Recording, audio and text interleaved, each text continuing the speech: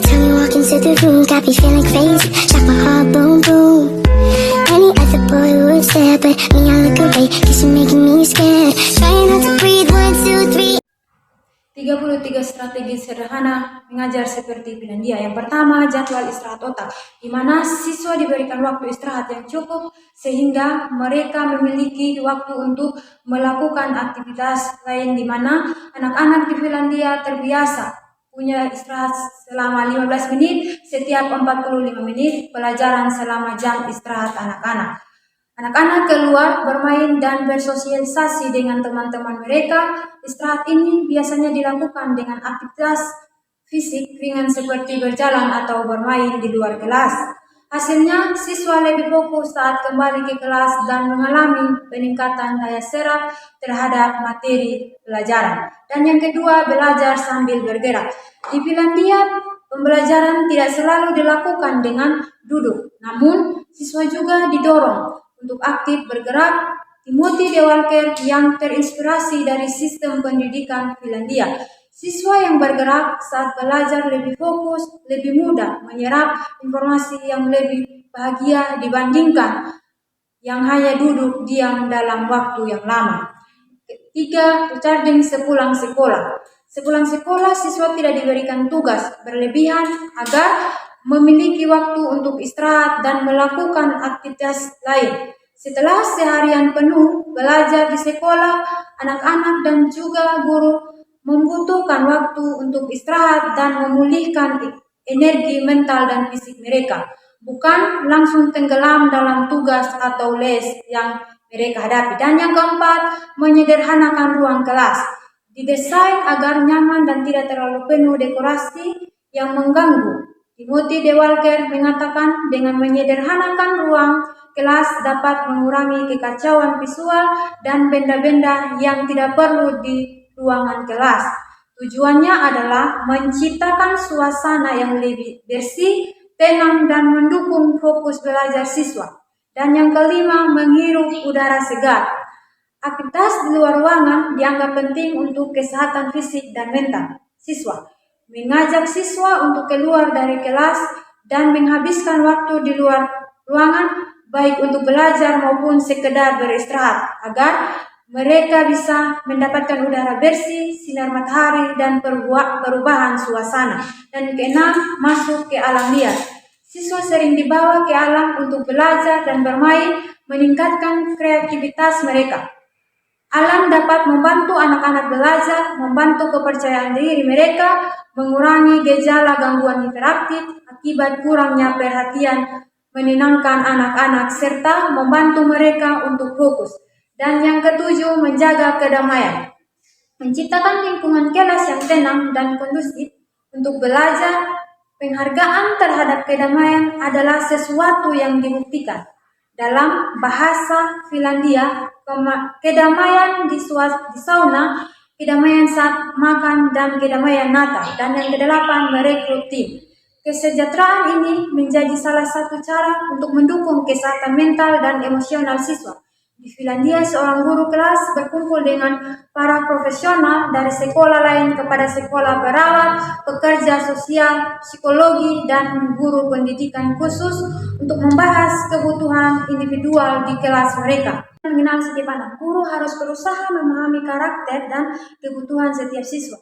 Praktik sederhana yang digunakan di Finlandia mengajak murid-murid makan siang bersama secara teratur dan melaksanakan kunjungan rumah adalah beberapa cara untuk memperdalam hubungan antara guru dan murid. Yang ke-10, bermain dengan murid-murid. Adanya interaksi sosial yang positif antara guru dan siswa.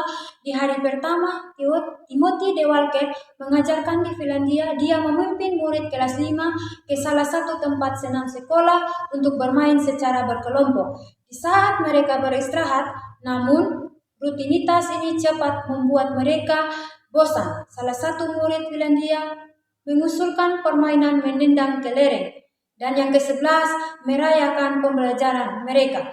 Setiap pencapaian siswa, guru harus memberikan apresiasi agar siswa lebih percaya diri dengan meluangkan beberapa menit di akhir pelajaran.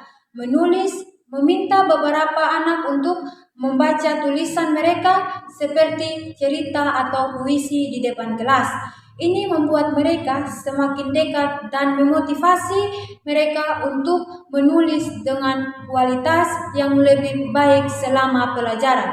Dan yang ke-12, mengejar mimpi kelas. Agar tujuan dan impian yang ingin dicapai oleh siswa dalam proses belajar, mimpi kelas bisa menjadi sebesar apapun yang dikehendaki guru dan murid. Namun, hal yang paling penting untuk diingat adalah bahwa itu harus dibagi dengan semua orang dan realistis.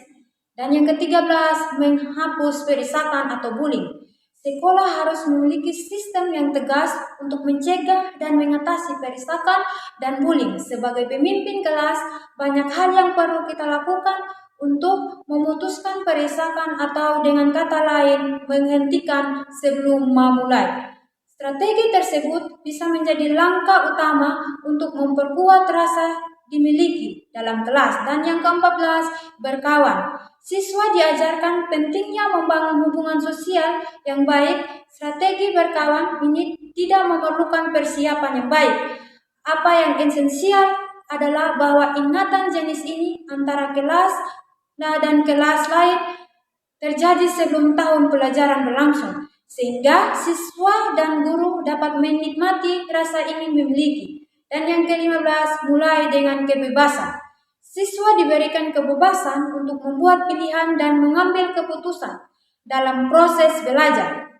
Mulai dengan kebebasan dalam cara yang paralel, mirip dengan praktik para tes sebuah penilaian yang dilakukan sebelum pelajaran, di mana para siswa memiliki sebuah kesempatan untuk menunjukkan apa yang telah mereka ketahui di tahap awal belajar. Meninggalkan batas. Siswa dilarang untuk melampaui batas yang ada, mengembangkan kemampuan mereka secara maksimal.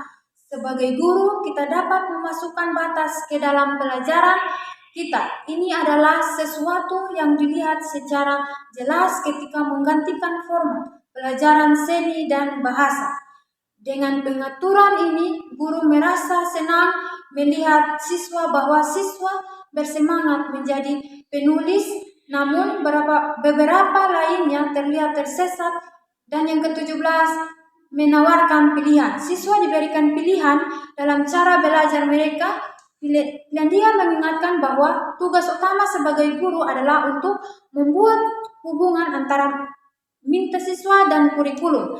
Mereka menjelaskan bahwa dalam rangka mendapatkan titik temu itu, mereka perlu terlebih dahulu mengenali siswa mereka, sehingga pengamatan dan diskusi tentang minat mereka selalu menjadi prioritas di kelas mereka. Dan yang ke-18, membuat rencana bersama siswa.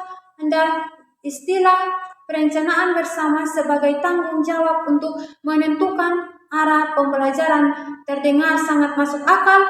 Hal ini memungkinkan guru dan murid untuk bekerja sama membuat produk sekolah yang luar biasa. Dan yang ke-19, buat jadi nyata.